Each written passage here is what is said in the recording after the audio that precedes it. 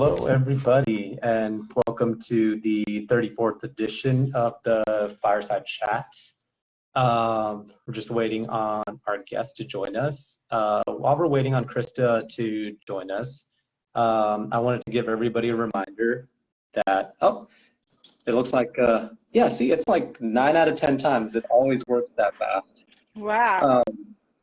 Yeah. Oh, yeah, see, the sound is a lot better on the too. Yeah, perfect. Oh, good. You can hear me well? Yeah, loud and clear. How about me? Yeah, good. Very good. Yeah, so before we get started, I was just telling our viewers that this is the 34th edition of the Fireside Chat, and we still have, as we mentioned on our story today, 30 Run Try Bike Trucker hats. 20% of the proceeds from those hats is going to Lynn's organization, Fund Her Try, which is solely based on funding a female's triathlon. So anytime you buy one of those hats, $30, 20% of those proceeds will go towards helping fund a female's triathlon.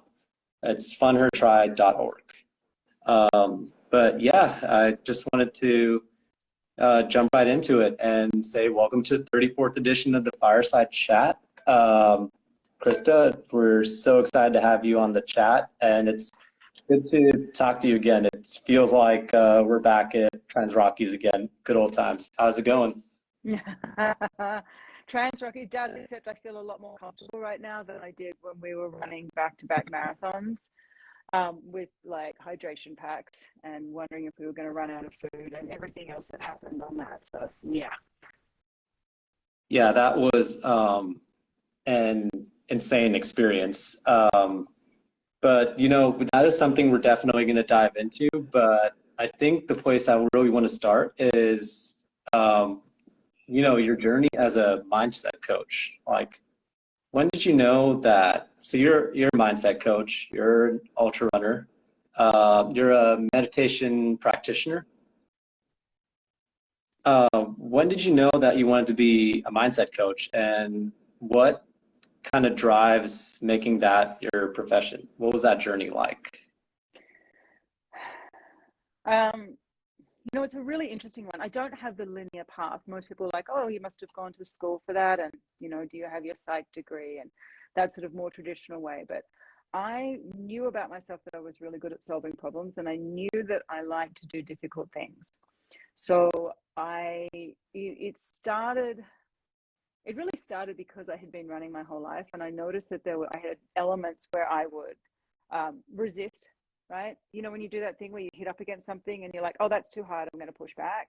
And I kept repeatedly doing it, and it was showing up so much in my life that I started to question, what is this? Like, is there something to this? What am I doing?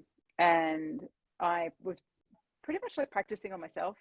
And then any of my friends or anyone who would listen to me, I'm like, hey, why don't you try this? And why don't you try that?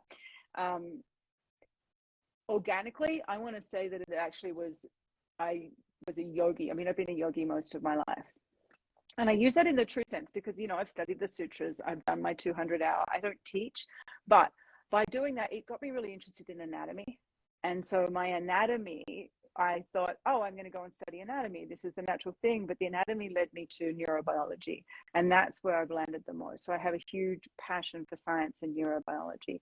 That's what got me really hooked into the mind stuff. Once I realized that there was actually, you know, it's one thing to understand how you can breathe. You can understand why you think in a particular way. It's another thing to know the neurochemistry that's going on behind it. I worked it out for myself, and then I'm like, geez, how is it that nobody else understands they're an operating system? Like, we've got to do something here. That's kind of how I got started into it. It's a wishy-washy path, mate. It's not linear. Yeah, nothing ever really is linear, and that's just, it's amazing that for you it kind of started with like kind of the neurobiology scientific side of things, and then it sort of trickled into that mindset side. Yeah. So when did you officially become like a mindset coach? Oh, you mean it's official? No, I'm kidding. Yeah. Look, we have so many benchmarks. No, It's like, when did you officially become this? My son said to me the other day, he goes, you do a good job of being When an did you adult. I'm become like, a bit more officialer? okay, officialer. I would say officialer when I had my first Olympian. Was that considered me officialer? I don't know. I had plenty of clients prior to that, but when I got my first athlete to the Olympics, and originally I was brought on to get them to World Cup, and we pushed through World Cup, and you know, we got her to the Olympics, and I felt pretty legitimized on that, because when you can get into the head of someone who's at that level, and not just an Olympian, but a downhill ski racer. Okay, so there's a huge element in danger in what they do, and a lot of stuff that we were working on was, was prominently fear-based. So all of my techniques and all of my training really came into play to work with them, and hugely invested, really, really invested in working with this athlete. So I would say, yeah, that's when I felt legitimized. But you know what? I'm going to say that sometimes it can be just a really quick chat with someone who's maybe, in the middle of a match, and they call me halfway through because they're freaking out, and I'm the one who can come in and clear out their head, sort of, get them a little bit more clarity, clear out the dust clouds, and have them reassess, reestablish, get clarity. That can be a moment where I turn around and go, oh, I do this. This is what I do. And I love this. Yeah, definitely. And I mean, that's just crazy to me that, like, you've done that for athletes at that level. Like, that already blows me away. Like, and I remember having the conversation talking about like Olympians, NFL players. I did a little bit of the legwork and saw that you kind of you do athletes ranging from like Olympians to like collegiate athletes to younger athletes. Is there a particular group that you sort of started with and worked towards, or did you always kind of feel like that mindset side kind of applies to everybody and just went with what felt natural? Or I lost you a little bit just in the beginning, so I didn't quite get the whole conversation. I'm wondering if the storm that's about to hit me is messing up my Wi-Fi. But can you repeat just the beginning part again so I can answer it right? Oh, yeah. So what I was basically asking was like, we talked about like, you do athletes ranging from like Olympians to like collegiate athletes. You're a mom of, you're mother of, is it 2 kids? Yeah, 2 teenagers. That's how you know Man, you're alive. amazing. And so you've kind of like, you've applied your mindset practices to different groups. Was there any particular place where you started, or was it sort of kind of like, was there sort of like everything else, kind of a non-linear path to getting to kind of this practice? Yeah, no, there was actually a really clear place. I actually started working with women first. So I would work with women's groups with the primary focus being, how do we work with their inner critic, because women are more subjective to having a lack of compassion for ourselves and having a little less confidence in who we are. So I started working with women, and also because I resonated with the group that I was working with. So it was mums for the most part, working mums, non-work, whether, I mean, look, if you're a mum, you're working. I don't care whether you're in a formal setting or wherever you are, you're working. So those were the people I started working with first, because geez, they're a resilient lot, right? And really under it, particularly the new mums. So that was my primary focus. And then a lot of the mums would actually start to ask me if I would work with the kids. So for a while there, I was within the school districts, and I would go into school districts and I would write curriculum to try and have some sort of social emotional learning components brought into the public school system. So that was an area that I first started in. I was already there. It was something I really strongly believed in, and I still do. I still believe that there's so much work that we can be doing at grassroots with these young kids. Just, fundamental things of teaching them how to breathe, and, what their nervous system is, how their brains, what's their operating system like. These things really matter, and they're completely skimmed over. I was reading a study the other day just on the statistics of things like ADHD with young kids and why it's on the rise. And you look at the industrial education system and the way we're asking them, to sit longer than ever. And No wonder we're developing difficulty sitting straight, and they're not alone, right? So it transferred pretty quick, and I kept getting pulled into the athlete world. I will say I resisted for a while. I was in corporate for many years, and there was something that kept pulling me in, and maybe it was because of my years as an athlete that eventually I was like, all right, like, let's go and do this. Let's go over to this tribe. And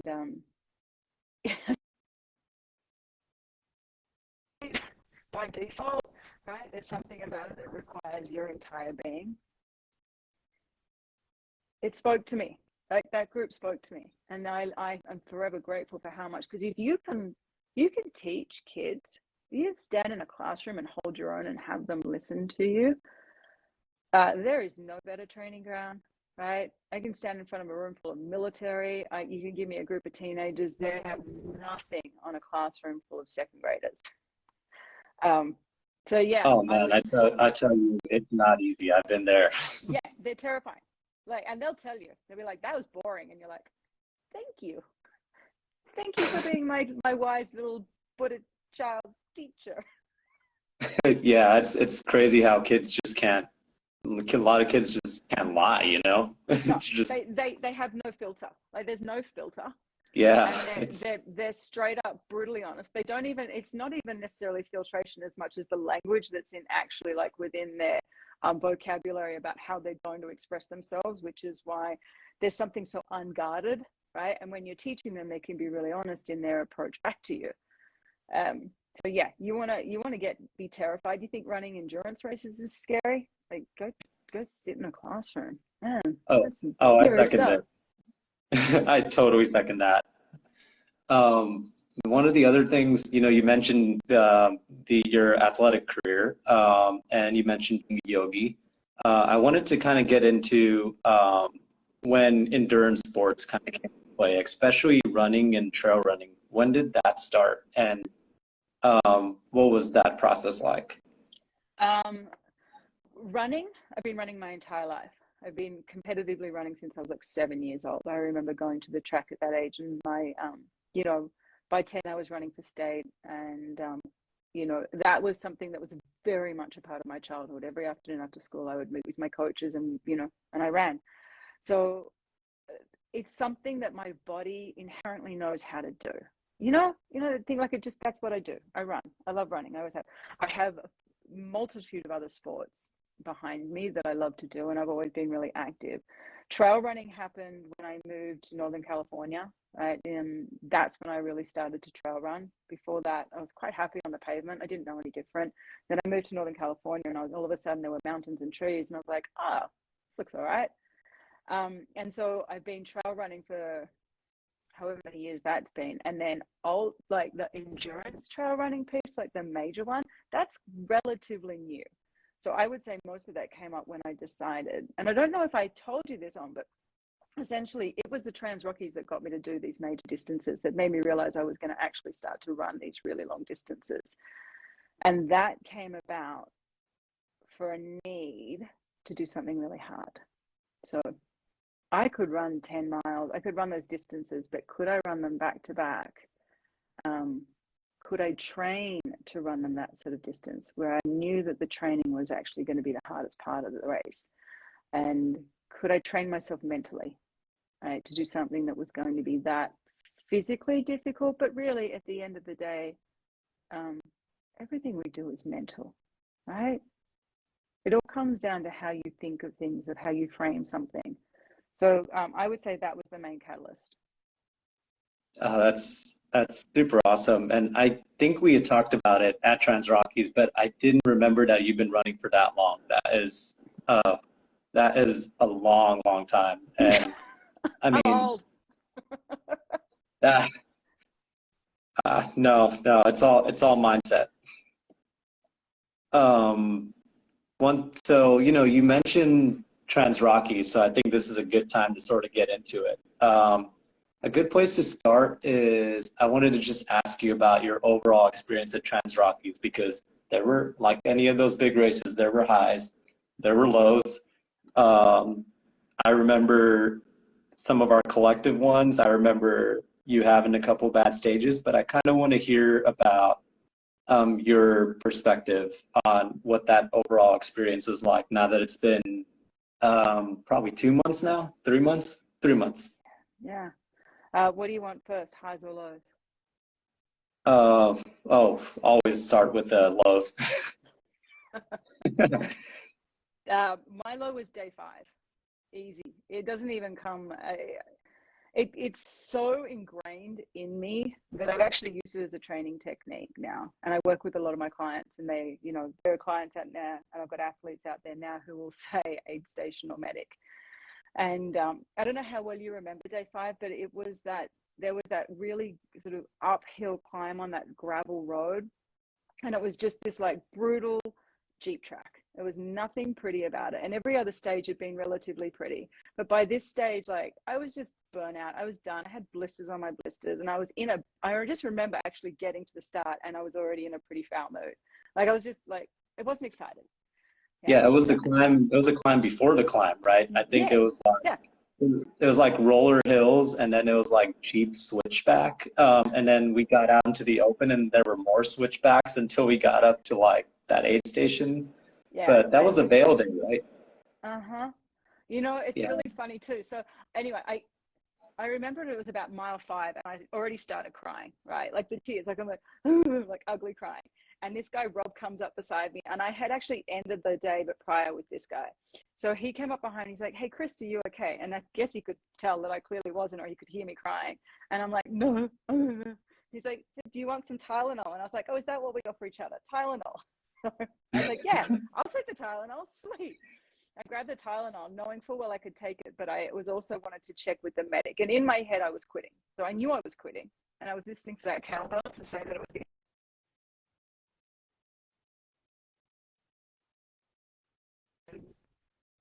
And I went straight to the medic. And I just remember looking at her, and I was like, hey, can I quit? It was as clear as that. Like, I wasn't messing around. I was like, can I quit? And she said, yeah, it's no big deal. It's a Jeep track out. Because I don't know if you remember, but a lot of those other aid stations where they were positioned, quitting wasn't really an option. Mm-hmm. She's like, yeah, no problem. And then she points towards the track down, because there was the vehicle there. And as she points, she's like, I will follow her hand, and I end up, my vision lands on this like massive bowl of watermelon. She's still talking to me, and I literally, like a zombie, I just like walk off, and I just beeline for this bowl of watermelon, and I'm grabbing handfuls of watermelon, and I'm just like literally just stuffing it in. It's only mile 8, so there's no hunger involved in this watermelon, but it was like life to me. I remember doing a couple of shots of pickle juice, grabbed a thing of Coke, and then I went back and grabbed 2 more, and she comes up behind me, because clearly at this point she thinks I'm probably deranged, and if I'm eating watermelon the way I am, I need to stop. And she's like, okay, like, here's the track, do you want to go? And I looked beside her, and there was all these other athletes that were sitting down on these fold out chairs, and they just looked like zombies. Like, they look like me. Like, these people were like done. Watermelon in both hands. I'm looking at this woman, and I'm looking at her like I've never seen her in my entire life. Right? She's a medic, so she's clearly probably like, this woman's delusional. Like, we need to get her out. And I just like ran away from her. Like, I literally ran away from her. And I ran up. I just made a hard line right, basically up. And my technique for that now, which I'll often use for people, is I'm saying to them, like, hey, do you need the aid station or do you need the medic? Right? So in any situation, and I've used this repeatedly myself, sometimes we need an aid station, right? Sometimes you just need to go and refuel. Like, am I hungry, angry, lonely, tired? Have you heard that HALT, that an acronym? It's like, yeah. I think so it is. That's the aid station, right? What do I need? Yeah, right you now? repeated that acronym to me a few times. And I was like, Brilliant. definitely hungry. Yeah. And so that, an acronym, I'm like, am I hungry, angry, lonely, tired? Okay, here's where I'm at. Like, and that's an aid station. The medic is like, yeah, I just need to stop right now. Whatever I'm doing, and you could be in a work environment, it could be in a meeting, it could be in a race, it doesn't matter. It's just when you've actually calibrated enough to realize that, like, you know what? I'm tapped out and I need to step back because I'm not making any forward progress here.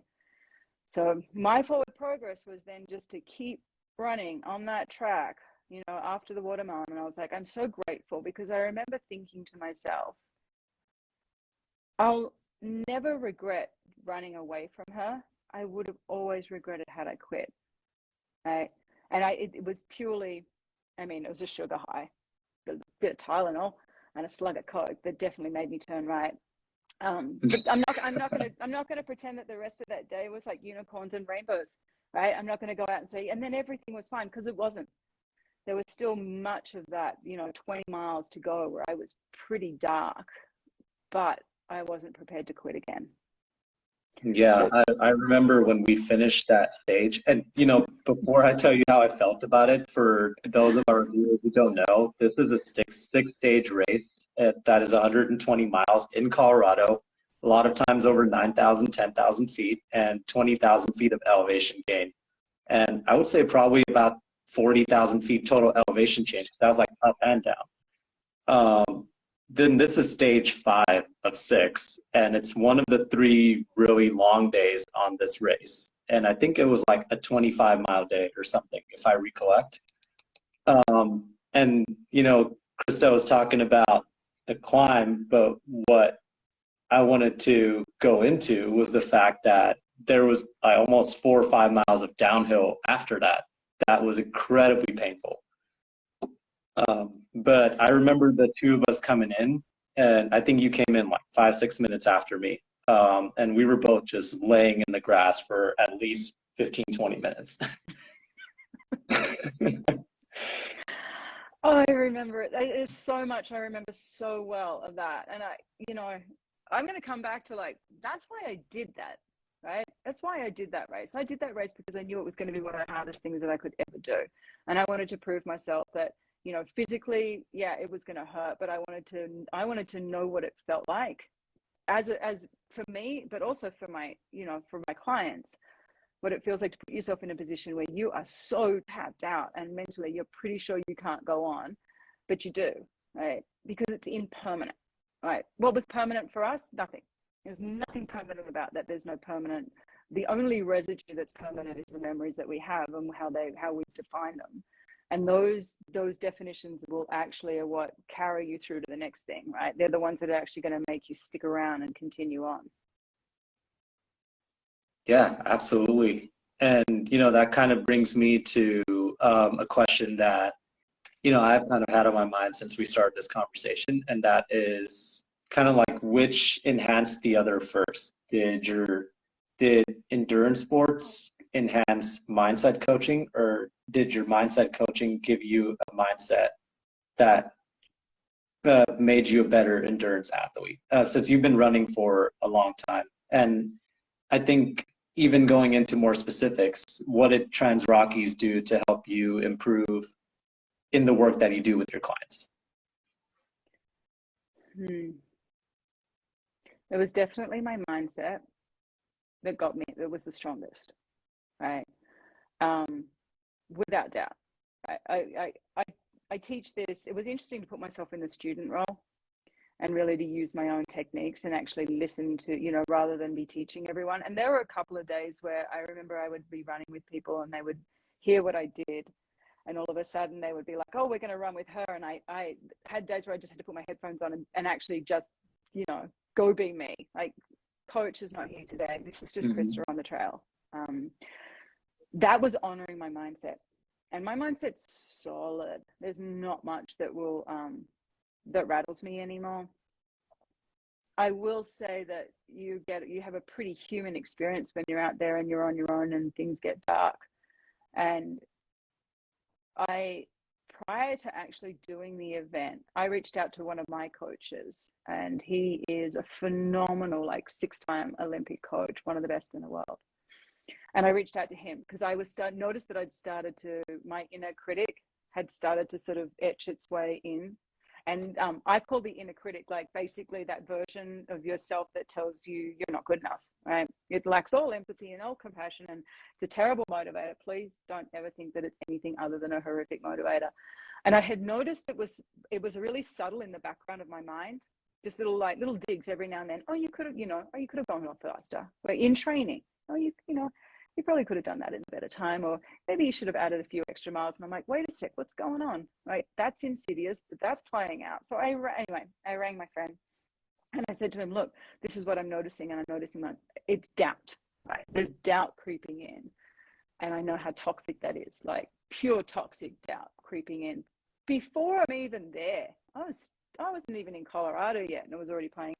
And he was brilliant because he said, "Look, you have all the support in the world to do this thing, and nobody's mentally tougher as you. Right? You've got this. You've done the training, but the only person that's going to get you across that line is you. It is going to be hard. It is going to hurt, and nobody is going to get you across but you."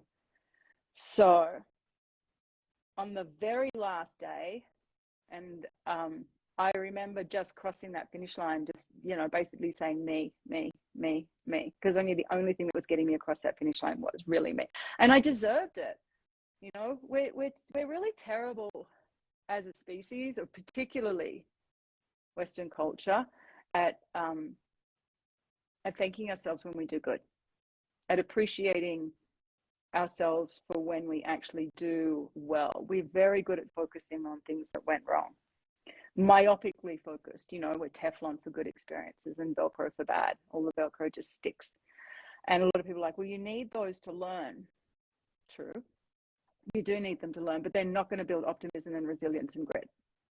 They're just not. They're going to actually work in the opposite way. It's how our neurobiology works. It's how our brains work. If we are, so that inner critic, why was I so particular about making sure that I'd say reined it in? I don't believe that anybody has complete control in our culture. Yeah, I'll be very clear to say culturally, so I'm talking Western cultures when I refer to that. Say, for example, can you give me an example where your inner critic has come through and played deep into you, maybe telling yourself that you're not good enough, someone's better than you? I don't know. What does it sound like? Oh yeah, thousand times over. The Moab 240 recently, just coming that close to the finish, seeing people who were behind me finish the race, falling behind in the last 3-4 hours after making that mile 200 cutoff, and I can tell you that I created so many what if scenarios in my head over that month when I wasn't running that I could have written 3 books. So I would say that was the biggest one recently. Yeah. Do you remember what I mentioned to you that happens when you have the inner critic playing out? No, but I think it's something that I would like for the viewers to hear as well. So yeah, definitely explain it. So here's what happens. When we end up with a recording, rumination, or habitual story playing out in our minds that telling us that we're not good enough in some way, not necessarily in comparison mode. I'm talking like when you literally think that you could have done better, you're not good enough, and you're not focusing on any wins, but it's the you suck story. Yeah. We get a cocktail of neurochemicals that aren't in our favor. We get spikes of cortisol and norepinephrine, which is adrenaline in the brain, that aren't in our favor. It's almost like a stress response, but we're activating the stress response. But I'm talking like the negative stress response, not the positive stress response. So instead of getting a little bit of adrenaline and dopamine, right, which is a motivator that keeps you going, you get the cortisol version. And the cortisol version is activating to the point that it's toxic. So here you are telling yourself that you're not good enough, and you are sending yourself these neurochemicals that are, not only are they difficult to manage to keep clarity, because remember, adrenaline running through your brain is really hard to think clearly. There's a reason it exists in spikes like it does, and it's to keep us safe and to keep us alive. Primitive. So imagine if every time you tell yourself you suck, you're giving yourself that little like extra hit of cortisol, and it's just hanging around and just lurking around. How are you supposed to have clear thinking and clear problem solving if that's where your mindset is?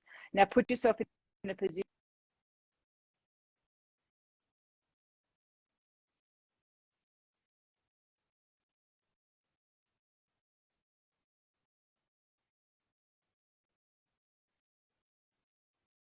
you are not good enough. You are then making yourself the enemy. Could you repeat that last sentence? It just cut off for a bit there. Yeah. If you're telling yourself, say for example, if you're a tennis player or soccer's a great one to use right now, because there's we're in the middle of the World Cup. Hope everyone's watching. Yeah. Australia just won. I won't go into that. Anyway, it's fast, right? It's like this.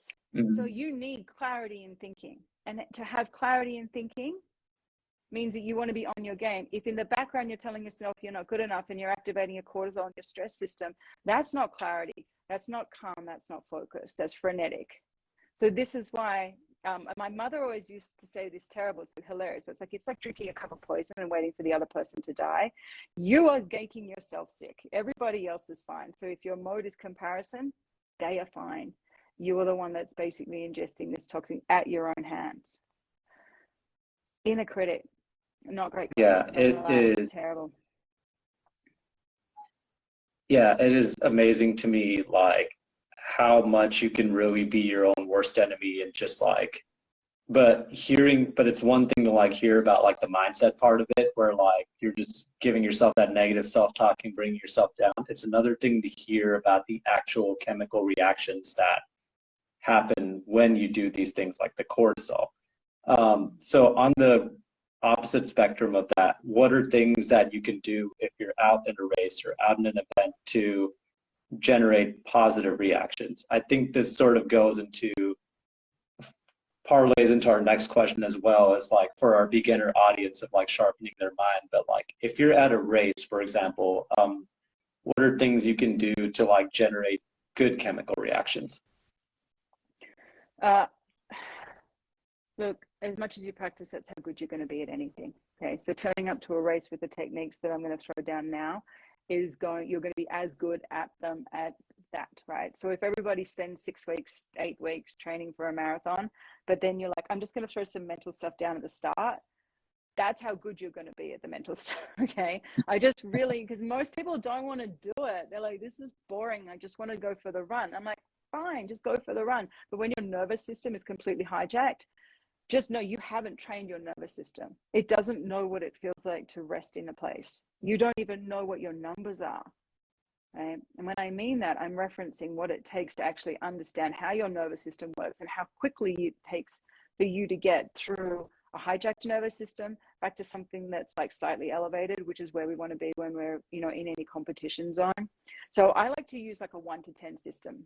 But let's start with this. Right now, if you're just sitting at home, it depends on where you are, but for the most part, I'm hoping that everybody here is probably at like a 4, okay? Like a 4 is just like, you're moving through your day, you're getting on with things, you're not activated, you're not stressed out, but you're not super tired. When you wake up in the morning, you're a 1, okay? If you're in the middle of a road rage, you're at a 10, okay? If you're losing your mind, you're at a 10. So if we are racing, or if you're in any event or any form of competition, if you're on a stage, if you're a public speaker, if you're in a classroom and the teachers just ask you to speak or anything like that, you want to go to a 6. That's where our sweet spot is. 6 means that we're activated enough, so we do have that stress response, which we really want. Stress is good, okay? It's all how you frame it. I'll get into that. Remind me. Know your numbers. So what does a 6 feel like to me, okay? What does it feel like? I've got enough energy running through me that I'm ready to go, but it's not so much that I can't think clearly, that I race too fast and I don't have my pace, that I miss every shot, that I'm actually not positioning myself where the ball is, whatever the activity is, that I'm not actually able to eloquently speak to my, give this presentation because I'm so nervous and so activated that I've forgotten everything I'm supposed to think. Remember, mindset is everything that we do. It crosses the board, everything down to the communication that you have with your family, to your friends, to your co-workers, to how you show up on the, in your particular sporting event, whatever it is that you're choosing. So I like people to understand firstly what they're dealing with. Homework would be, hey, go check out your numbers, right? Just spend a day noticing where you are between a 1 and 10 at any given point. And then once you have that down or that dialed, then you want to bring in some kind of technique or tool that's going to help you escalate or de-escalate. So it's really quick for our nervous system go from 1 to 10.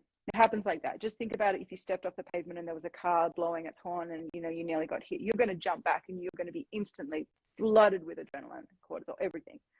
Heart's going to race, palms are going to sweat, your eyes are going to bug out. We want that action. We want that to happen because that's part of our nervous system that's there to keep us alive. It's really difficult to go from a 10 to a 1, Okay, so while you can go from a 1 to a 10, you're going to stay at that 10 for a fairly long time. It takes a long time for our nervous system to de-escalate. We need to know this because you want to know when you say we're going back to that number 6, just because we're referencing a 6 right now. You need to know what it feels like to be at a 4 and a 5 and a 6, so that you don't just go from a 4 to an 8 and then try to go from 8 to 6. It takes a long time, guys. Like it's not an easy job. Know your numbers. We have one skeletal muscle in our bodies that we can control. We can't control our heart. You can't control your digestive system or any of your major organs, but we have this one nerve. It's called the frenetic nerve, and it runs across your diaphragm. And the reason I love this particular, nerve is if we can control our diaphragm, we can control our lungs. When we can control our lungs, we can control our breathing. You control your breathing, you control your heart rate, you control your brain, your mind. So when people have been telling, forever, I mean, gosh, it's like one of the first things anyone tells you when you're upset. They're like, breathe. And there's a reason. You can manipulate your breath in order to control how your mind thinks, because our lungs and our mind are very directly related, even down to how our heart rate beats. So when we exhale, our heart rate slows. When we inhale, our heart rate increases. It's purely based on volume in the lungs, right? This is just the metric we're working with. It's a message that's sent through. I won't go too much down the neurobiology, but why I want to reference this is not, if you need more activation, you manipulate your inhale. If you need to calm down, you manipulate your exhale. So again, you can breathe in a lot more, take in a lot more oxygen, or you can really slow down how you exhale, and that's going to slow down your heart rate. It's going to give you more chance to get a little bit more clarity, a little bit more clear in thinking. There's a plethora of breathing techniques out there. I have one that I love that I learned through Huberman Lab, Andrew Huberman, who I think is a fabulous professor of science, and it's called a physiological sign. It's a really simple technique because it's a double inhale and a really slow exhale. Most people, when I have been, and I've been teaching this technique for, a while now, they're really quick to dump the exhale. But you don't want to dump the exhale. Based on what I've just told everybody, you want to make sure that when you exhale, it's slow, because you're manipulating your heart rate. You want to make sure that it's a slow exhale. So it's a deep breath in, and there's a little bit more oxygen at the top, like a double inhale, and then really slow on the exhale. That is the quickest way to calm the nervous system. Just that one, and you only need to do like 1 or 2. We're breathing anyway. Like, it's not like you're asking yourself to do something new. Okay, it's not like you're asking your system to try. There's no practice or time involved in this because you're actually already doing it. So I'm always so. I always find it so interesting when I'll offer these techniques and people go, but then, and it's like, wait, but you're already doing it. Wait, you're breathing. Like, just breathe differently and make it work for you. Yeah, so that's my favorite, breathing. So we have the number one, know your number, right? Do a little data collection, capture that, understand what hijacks you, what activates you, what brings you down, and then manipulate it with a little bit of breathing, and use that practice. Use that practice as part of your training, especially if anybody out there is training for an event and you do you're doing the actual practice component, the physicality of it, in order to let your nervous system know that you've finished. So say you've just come off a 10-mile run. When you get into the car, don't go on your phone, right? Just stop for a minute, just for like 2 minutes, just breathe and let your nervous system know that you've stopped. There's quite a plethora of science around how this will actually strengthen our ability to bounce back from exercise and from endurance training. Again, you're breathing anyway. So those are my 2 favorites. Yeah.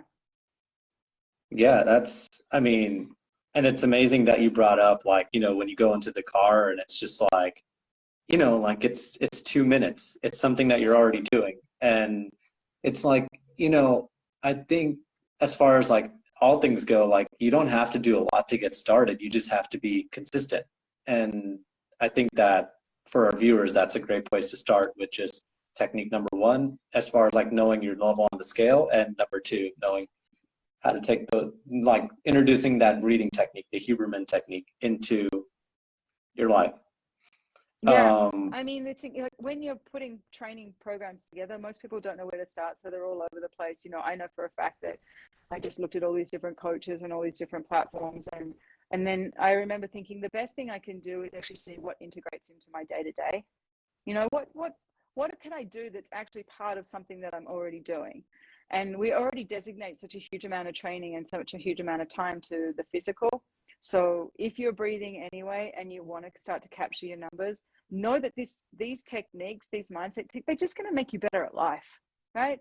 It's not even about like being a better athlete or getting better times. They just make you a better human being because you start to recognize how your mind operates.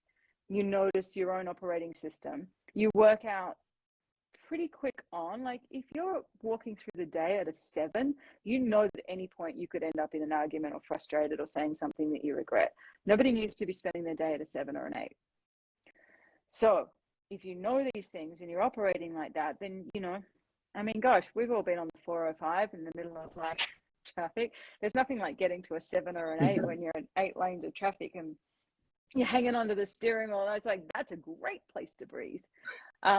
And the more that you put these things in practice through your day to day, the more they actually become your default setting. So that when you are under duress, you recognize really quick what it feels like to do this technique to calm down. Because whilst our brains are not wired for us to be happy, they do like to rest in a place that's comfortable. So they are going to look for things that will make them feel better.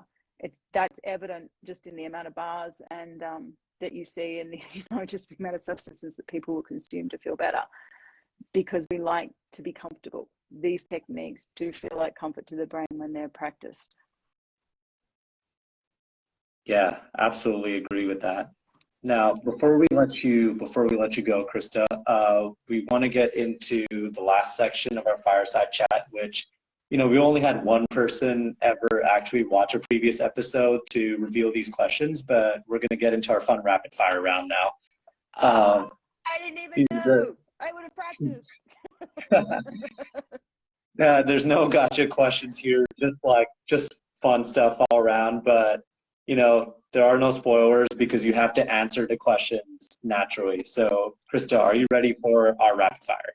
Oh, born ready. Love it. Okay, this one is specific to you. Favorite mantra? Yeah, you can.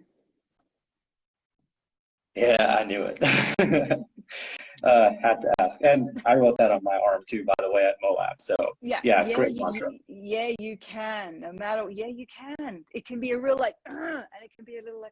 Yeah, you can. Yeah, you can. Exactly. Off you go. Yeah, you can. All right, so next one. Pineapple on pizza, yay or nay? No. Yep, no. Our co-owner Jason, you're already our co-owner Jason's best friend because he's a New Yorker, and anybody who says they want pineapple on pizza, which is like the last 5 guests in a row, he's like, you're not my friend anymore. Yep, we're mates. All right, what do we got? What's next? All right, so when you're on a run, music, podcast, or nature, what is typically your preference? Oh, this is really boring because I think I probably go through all 3 pretty equally. I'm so linear like that. Because I live in nature, I would say maybe most of the time it's nature, but it's pretty even. It is pretty even. I will say this. I pretty much always take my AirPods regardless. So I'll take something to listen to, but I don't necessarily always use them. Is candy corn a real candy or sugar-coated earwax? Well, I'm Australian, so I don't have no understanding of that stuff. I look at that and I'm like, that's diabolical. I don't even know why anyone would ingest this thing. Oh, yeah, fair enough. That's the right answer. Peeps, yay or nay? What was that one? Peeps, yay or nay? Oh, yeah, there's the Aussie coming out again. I'm just going to go with no because the color of them freaks me out. Just getting all the right answers right now. Okay, red velvet cake. is that an actual flavor or is that just chocolate with red dye? This is so culturally inappropriate because none of these are anything else other than America. I don't know the other equivalents. I don't know any equivalents, Krista. When I first moved to the US, I remember like someone, this red velvet, and I'm like, what is it? And nobody could tell me what it was. And I'm like, no, I don't know. They're like, well, it's kind of like a cheesecake, but like a chocolate cake. And I'm like, no, but like, well, what is it? And no one could tell me. So there you go. Oh, there it is. Okay, this might be culturally geared towards America too, but I think they all are. But Oreos, the cracker, the biscuit part or the cream inside? Biscuit. Oh, you're the first person to say that, which is super cool. There you go. I'm going to go biscuit on the Oreos. Yeah, no, that cream consistency is not my thing. Yeah, I think that's it. As far as the questions go, I just wanted to thank you for being on this edition of the Fireside Chat. Definitely have to have you back on sometime. There was some great insight on this episode, and also it was just fun catching up with an awesome friend. So yeah, this was fun. I really enjoyed it, and I'd love to come back again. And I think I'm going to come back to one of those things that when we were running and we talked about, and you made me laugh when you said that you had talked about your goals when we were in the middle of that run. It was like we were at mile 15 or something, and and I only just met you, and you talked about your goals and you're listing your goals, and I can't believe I was so obnoxious to turn around and go, no, they are not. Yeah, it was almost like a no. Like I gave you some reasons for why I'm doing my goals. Like no, that's not it. Keep digging deeper. I know, and that's essentially I'm like, no, you haven't found your purpose yet. You haven't found your truth. Like dig. And I think there's so many people out there, like there's a play on it. You don't have to go on Instagram. You see there's like every second thing is like a quote, like, find your purpose, do what you love, this sort of this idea. And I am so for helping people understand what's going on in this space and how to use it best for sport and life. Right. Most people in my arena are coming in just on the sports side. Like, how do we make this team play better? How do we get better statistics? How do we make everyone faster? I'm brought in by my clients because I actually make them better people, right? Not me. I give them the guidance and the tools so that they can actually be a better person in life. And at the end of the day, we're not always competing, right? If you're always competing, how do you ever turn off? So we just I want everyone to know we're all operating under duress, we're under attack with this constant flooding of information, but that doesn't necessarily have to be a bad thing. You just got to know how to manage it. And when you learn to actually manage your mind and manage the way that you operate with things like we talked about, with the way that you breathe, with knowing your nervous system and how it's dialed in, with being really careful about your inner critic, right? Every time that you hear it playing out, notice that you're actually giving yourself this, little bit of toxic, wait, that's, what's going on there. I want them to understand that these things are at play and we always have something we can do about it, right? You can always, the inner critic, we can always answer it back, but you don't answer it back with anything that's harsh. We answer it back with some form of kindness, because the best way to deactivate that part of our system is to offer some kindness. And I know that I keep coming at you with that. I'm like, what part of it can you offer some kindness? That is not sappy, oh, you're amazing. No, just like, hey, you did a great job. You tried your best, right? Like I'm learning from this. It's not a mistake. It's just something to learn from. So these components, they matter. They really matter. They make us better people. They make us better, they make us better friends, family, competitors, everything across the line. And to me, that's what makes life worth living. That's what brings out the good. And if we're all so stuck up in our head thinking about everything that we need to be getting and doing, we're kind of missing the point of why we're here. Yeah, I definitely agree with that. I mean, wholeheartedly agree with all of that.